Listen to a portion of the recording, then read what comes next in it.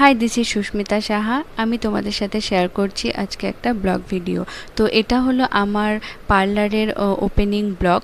তো আজকে শ্বশুরবাড়িতে আমার নতুন পার্লার ওপেন হচ্ছে। তো আজকে হলো রথের দিন। তো রথের দিন যেহেতু একটা শুভ দিন, তো এই দিনে আমি আমার পার্লারটা ওপেন করছি।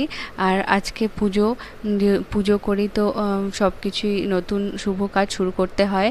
তো আজকে আমাদের 3টে পুজো হবে: নারায়ণ পুজো, লক্ষ্মী গণেশ আর জগন্নাথ। এই জগন্নাথ আমি পুরী থেকে নিয়ে এসেছি, তোমরা নিশ্চয়ই দেখেছো পুরীর রিলসগুলো।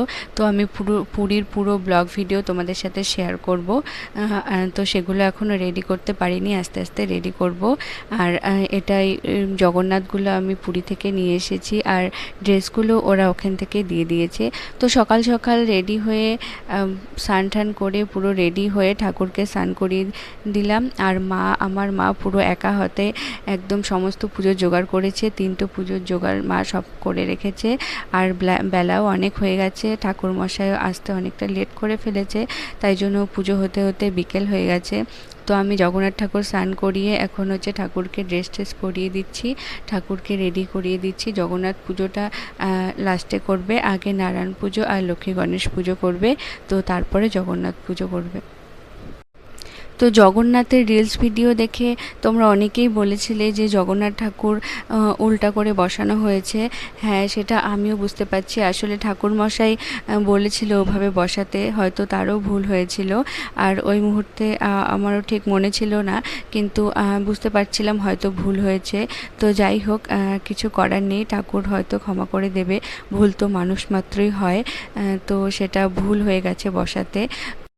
ঠাকুর মশাই চলে এসছে, আর এখানে পুজো শুরু করে দিয়েছে। প্রথমে নারায়ণ সিনহা স্নান করিয়ে নিচ্ছে, তারপরে পুজো শুরু করবে আস্তে আস্তে।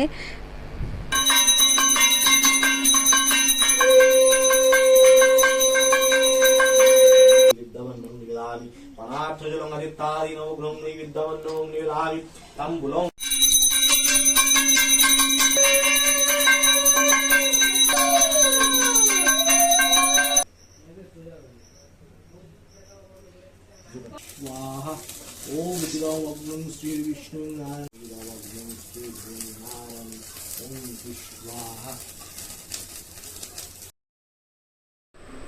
খুব সুন্দর করে পুজো সম্পন্ন হলো। ঠাকুরমশাই খুব সুন্দর করে পুজোটাকে সম্পন্ন করলেন।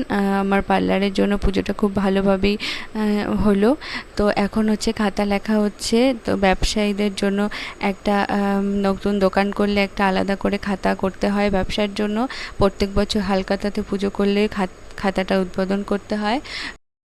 খুব ভালো লাগে, তাই না? নিজের যখন আলাদা একটা কাজের জায়গা হয়, নিজের একটা কাজ করার একটা জায়গা হয়, আর সবাই তোমাকে উৎসাহ করে, সবাই তোমার পাশে থাকে, তখন কাজ করার ইচ্ছেটাও কিন্তু আরও দ্বিগুণ বেড়ে যায়। তো আমার এই পার্লারটা বিগত 4 বছর ধরে আমার বাপের বাড়িতে ছিল, আর এখন নতুন শ্বশুরবাড়িতে আমার নতুন পার্লার।